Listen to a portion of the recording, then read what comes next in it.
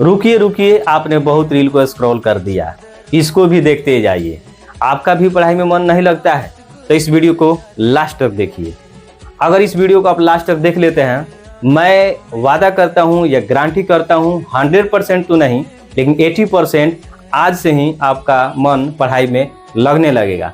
देखिए, पढ़ाई में मन नहीं लगना है लगभग सारे विद्यार्थियों का यह समस्या है, किसी एक विद्यार्थी का नहीं है, सबके साथ यही हाल है।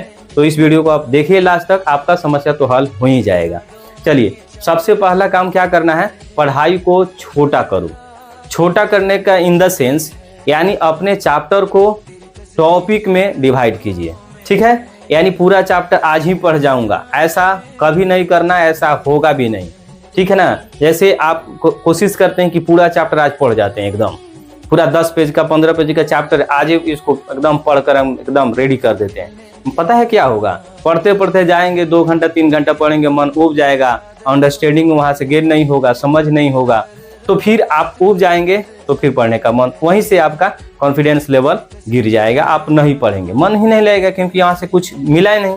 हम वहां न रुकते हैं, वहां ना काम करते हैं जहां से कुछ हमको मिलता है।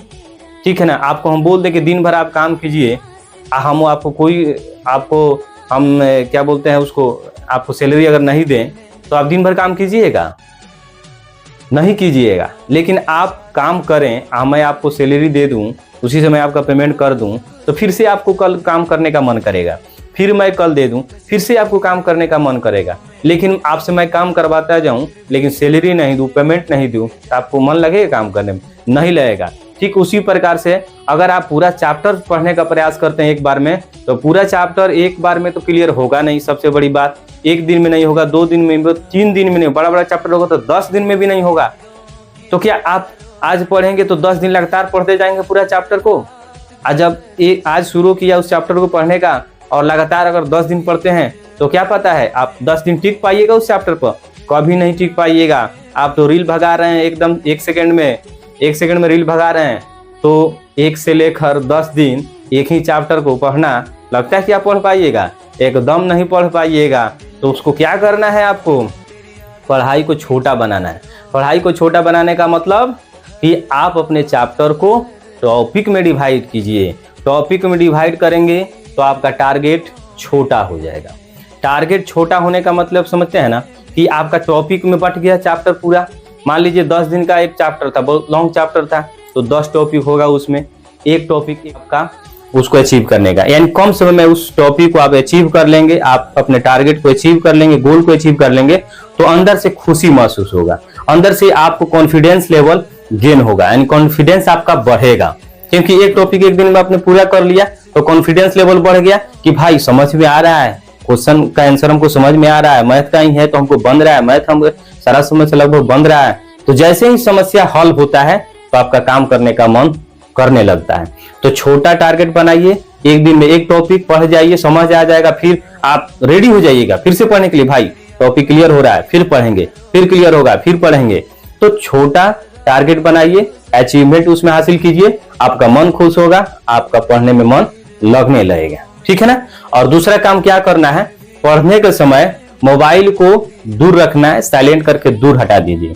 देखिए, जब हम पढ़ते हैं और मोबाइल का रिंग टोन बजता है, मैसेज का टोन बजता है, व्हाट्सएप का टोन बजता है, तो हमारा माइंड डाइवर्ट हो जाता है और हम चल जाते हैं, मोबाइल उठा लेते, देखने लगते हैं कि किसका किसका कॉल है, किसका किसका मैसेज आया। आपको मोबाइल नहीं देखना है, क्योंकि आप चैटिंग में लग जाते हैं। मोबाइल देखेंगे तो फिर इस दोस्त का कॉल है या उस दोस्त का कॉल है, ये करने लगते हैं, पढ़ाई से दिमाग आपका हट जाता है, मोबाइल में आप चले जाते हैं। इसलिए मोबाइल आपको नहीं देखना है। तीसरा क्या काम करना है मेरे भाई, तीसरा काम करना है बोल कर पढ़ना है। क्या करना है जी, बोल कर पढ़ना है। बोल कर पढ़ते हैं ना तो मालूम है क्या होता है, हमारा माइंड कॉन्सेंट्रेट हो जाता है, यानी इसको दूसरा बात सुनाई देता नहीं है, यह सिर्फ दिखाई देता है किताब और वहां से आपका साउंड, तो इसी में वो फंस जाता है। यानी किताब देखेगा और आंख को मोटिवेट करेगा, भाई तुम देख, क्योंकि इसका ध्यान केवल बुक पर है, और माइंड को बोलेगा तुम सोच, क्योंकि यह केवल पढ़ रहा है, वहीं सोच, क्योंकि दूसरा बात आ ही नहीं रहा है। आप सिर्फ पढ़ रहे हैं, बोलकर पढ़ रहे हैं, तो आप किताब को देख रहे हैं, आपका फोकस एकदम बुक पर है और आपका मस्तिष्क एकदम कॉन्सेंट्रेट हो गया है कि वह देख रहा है और सुन रहा है।